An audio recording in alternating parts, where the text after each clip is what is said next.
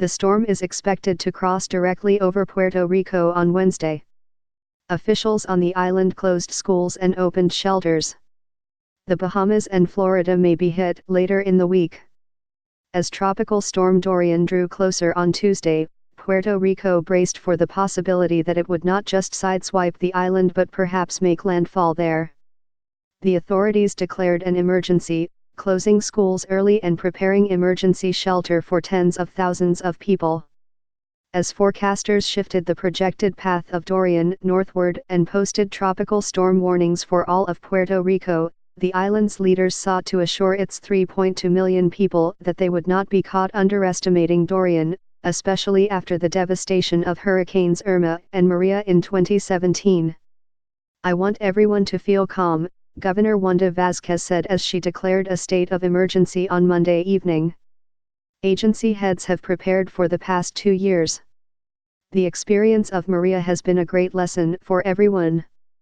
Dorian is expected to strengthen over the warm waters of the Caribbean and to reach Puerto Rico on Wednesday, with its winds and rains also sweeping over the Virgin Islands and the eastern provinces of the Dominican Republic, according to forecasters at the National Hurricane Center.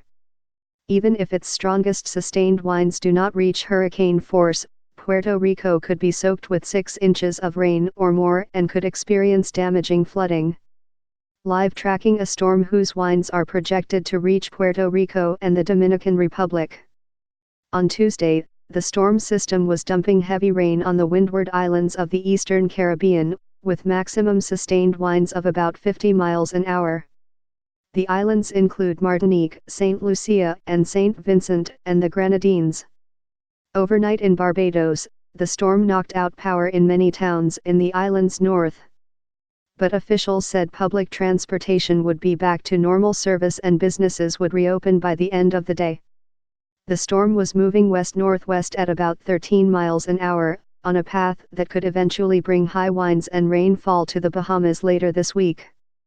And while Dorian's trajectory is difficult to predict days in advance, forecasters say tropical storm conditions are possible in Florida, beginning on Saturday. In Puerto Rico, public schools closed early and hundreds of emergency shelters opened around the island to house tens of thousands of people. "It's scary," Mayor Carmen Yulín Cruz of San Juan, the capital, said in a news conference on Tuesday. "The reaction of people going to the stores and buying loads and loads of food and water is just a reaction to what is ingrained in your brain and in your soul about what could go wrong." Governor Vazquez ordered a price freeze in an effort to prevent price gouging for fuel and other supplies, and announced a list of new disaster response equipment, including satellite telephones for the public power utility. Ms. Vazquez also said aid contracts had been signed in case there were widespread power disruptions like the ones that kept the entire island in the dark after Hurricane Maria, then a Category 4 storm, struck in 2017. The storm is an early challenge for Ms. Vazquez, the former Justice Secretary who assumed the governorship 3 weeks ago after a popular uprising ousted Ricardo A. Rossello, the governor during the devastating 2017 hurricane season. The protests began as a demonstration against the weak economy, graft scandals, and a callous response to Hurricane Maria. It ended up toppling the government in 2 weeks. But money for the preparations remains an issue. The Trump administration said this month that it would delay about $9 billion in disaster prevention funds intended for Puerto Rico and the United States Virgin Islands, citing concerns over fiscal management. President Trump repeated on Tuesday, incorrectly, that Congress had approved more than $90 billion for Puerto Rico last year.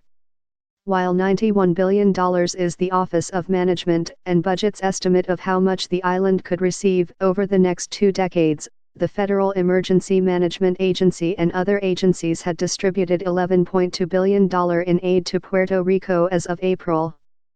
The President of the United States lies again, because that is part of his racist discourse, and part of his anti-democratic discourse, and part of his anti-Latino discourse, Mayor Cruz said. Democrats in Washington criticized the Department of Homeland Security on Tuesday for transferring more than $150 million from FEMA's Disaster Relief Fund to pay for temporary immigration courts at the southwest border. Representative Benny Thompson, Democrat of Mississippi and chairman of the House Homeland Security Committee, said the timing of the transfer in the middle of hurricane season could have deadly consequences. In the Dominican Republic, the government said it had sent alerts to 6 of its 32 provinces and was preparing more than 3,000 shelters that could house 800,000 people.